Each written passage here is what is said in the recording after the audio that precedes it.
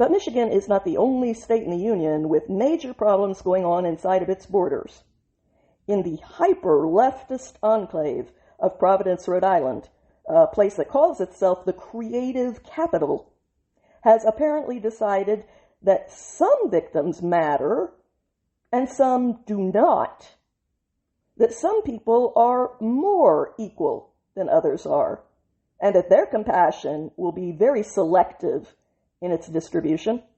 Both the Democrat mayor, Brett Smiley, and the Democrat state representative, David Morales, joined forces to demand the removal of a mural that honored the life of Iryna Zarutska, the 23-year-old Ukrainian refugee who was brutally stabbed to death in the throat in August of 2025 while commuting from work. But why do Democrats want this young woman's memory to be erased? Good question. You see, she is not the right kind of victim for the leftist narrative. And anything that does not directly serve their ideology must be obliterated before it can make people stop and think for themselves. Then there is the fact that it was Democrat policies that are the same ones that got Iryna killed in the first place. So there's that too. The reality is that Iryna Zarutska's story is an unflinching indictment of the soft-on-crime policies that are plaguing America's big cities. The blue ones, anyway.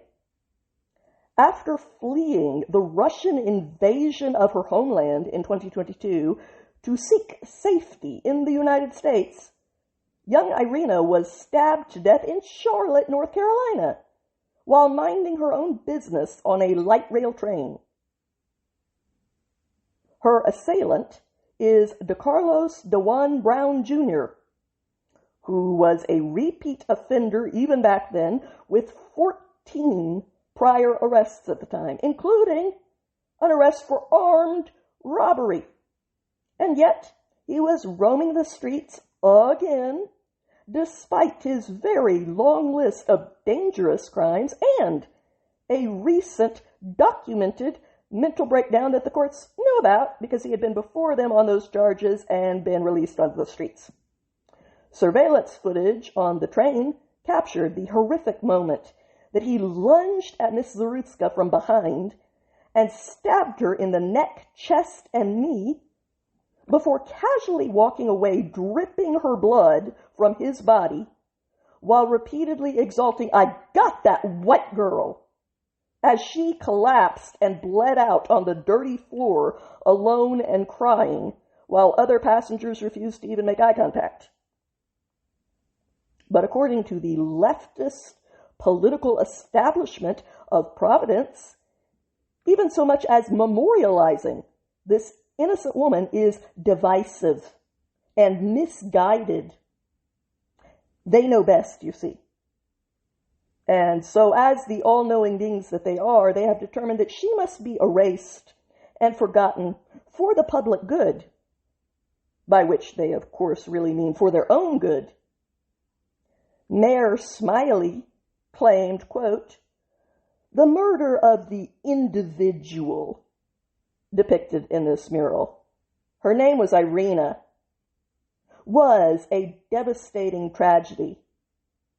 But the misguided, isolating intent of those funding murals, like this one across the country, is divisive and does not represent Providence. I continue to encourage our community to support local artists whose work brings us closer together rather than divides us." Representative Morales, who is running for mayor, echoed those same claims that if the wrong people agree that memorializing you is the right thing to do, then you must be erased to spite them, saying, "We're seeing a right-wing movement that is exploiting the death of the refugee." I thought you people loved saying their names. for the purpose of trying to spread division. Ultimately, we want to make sure that every community member that calls Providence home feels safe. And we can both agree that this mural behind us does not reflect Providence's values. To be clear, he just said that if your race is X and you happen to be killed by race Z, then Providence values say that your existence should be erased as inconvenient, and the tragedy of your death, not to mention the policies that led directly to it, should be ignored, because that is the right thing to do. Otherwise, the politicians might actually be held responsible for the very legislation that they enacted, to the detriment of everyone else. And we can't have that. What kind of a world would that be? Besides better, obviously. The evangelists that were trying to sell this raw sewage as warm, nourishing soup were careful to note that the real sin here isn't the artwork itself. It was the fact that the project received funding from Elon Musk, the supervillain himself, and it has been highlighted by President Trump, the arch supervillain, to illustrate the deadly consequences of lawlessness. And whether that's true or not, we must be against everything that they do, right or wrong. So, Iryna's memorial is going to be erased in order to resist Trump and stick it to Musk. Let me repeat that. Iryna's memorial is going to be erased in order to resist Trump and stick it to Musk. Yeah, it sounds like your priorities are wonderfully in order. The fumes off of this brand of toxicity are thick enough to choke on.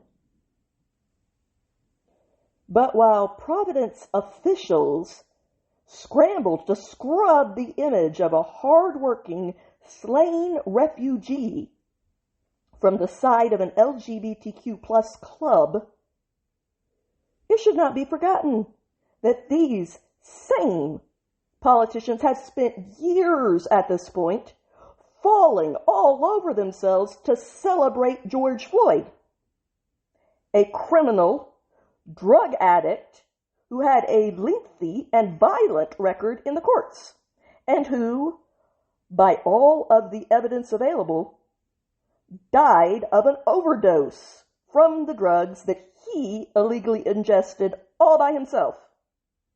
Yet Providence, the same town that is busy erasing Iryna as we speak, has played host to multiple tributes to Floyd, including a prominent mural and an All Black Lives Matter street installation, none of which they considered to be divisive, not even during the most expensive violent riots in our nation's history. But celebrating the one and erasing the other is how they make sure that everyone is included, which tells you everything that you need to know about their definition of everyone. And it is not just the politicians who are the problem here, although I wish it was. There is no consistency on views anywhere to be found here. The owners of the Dark Lady, the LGBT club where Iryna's mural is located, released a statement apologizing for ever making the error of believing that Iryna's life mattered too. What a huge mistake. But now they have seen the light, saying, "We heard you, PBD. We are deeply and sincerely sorry for everything that has taken place over the past week. After reflecting and learning, we have made the decision to discontinue this project and will move forward with removal as soon as possible. We remain committed to fostering unity, safety, and care for all members of our community, except for Iryna, of course, and we will continue to listen, learn, and act with those values at the forefront. In the twisted moral hierarchy of the left, a career criminal who became a martyr for a political movement is worthy of being permanently etched into the consciousness of all through projects that are sanctioned by the local government.